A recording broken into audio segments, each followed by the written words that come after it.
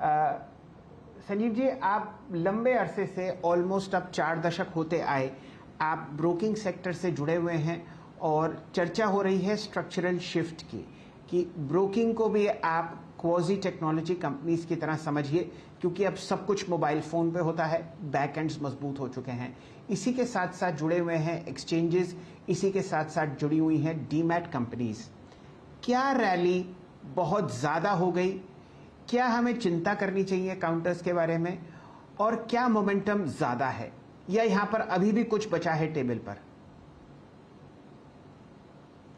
शैलेंद्र जी, ये तो it's close to my heart. मेरे पे भी बहुत ज्यादा स्टॉक ऑप्शंस हैं और भगवान की मेहर से ये 1.5 साल जो मेहनत है, मेहनत ने रंग लिखाया है। आप क्या सोचते हो? Stock broking house is the hardest worker.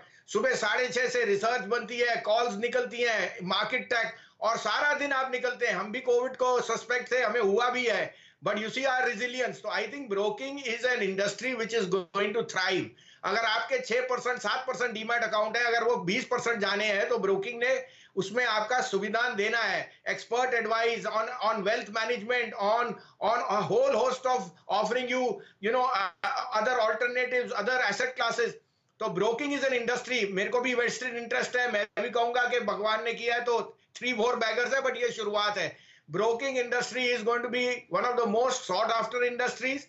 And let me tell you, this is only the gains are coming from the pain which you have been through. So I, like you pointed out, आपको मुझे लगता है it will be a core industry, because the creation of wealth is a whole process for the country, for the nation, for the individual residents. और उसके लिए advisory, पहले आपको मैं पूछूं, 20 साल पहले भी हम एडवाइस देते थे कि इन्फोसिस ले लीजिए, टीसीएस ले लीजिए, लेकिन लोग बात कहते थे शेयर के बारे में सब कुछ पता है। घरवाली के साथ सारा संडे वेस्ट करते थे 500 रुपए देखने में 2000 की गाड़ी कौन सी सस्ती है, और शेयर बाजार में 10-10 लाख लगाएंगे लेकिन एडवाइस नहीं लेंगे। अब वो बदल गया है। अब आपके पास सिप है, म्यूचुअल फंड जी इंडस्ट्री है, and as a conduit to that, broking industry is going to be there. Similarly, the demat accounts or the depositories. So I think there is a long way to go. However, as a disclosure, we have vested interest. We will always reach for the skies. The stocks have run up 3-4 times, to do your own hard work.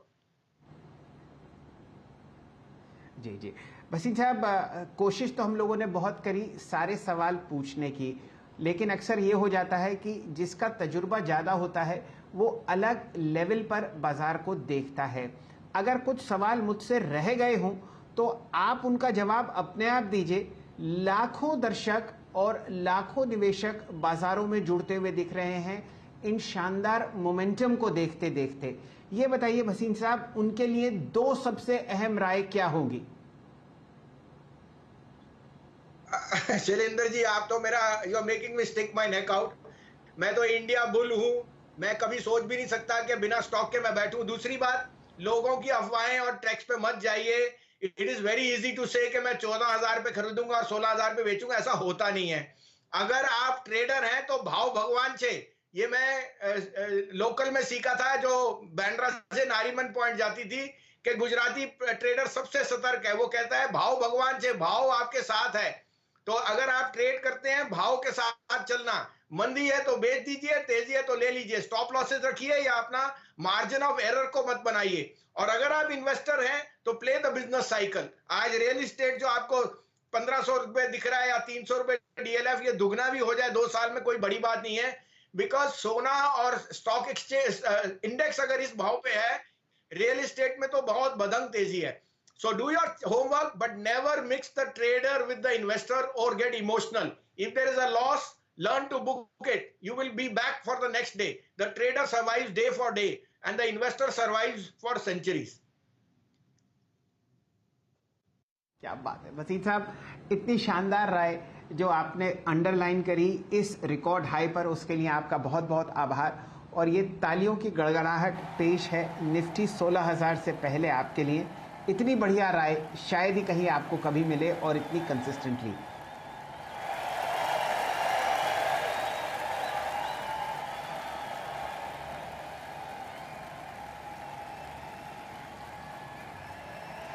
चलिए वसीम साहब, बहुत बहुत आभार और धन्यवाद आपका। 1:30 बजे आप दोबारा आशीष जी के शो में जुड़ेंगे और इंतजार रहेगा एक से एक बढ़िया स्टॉक पिक्स।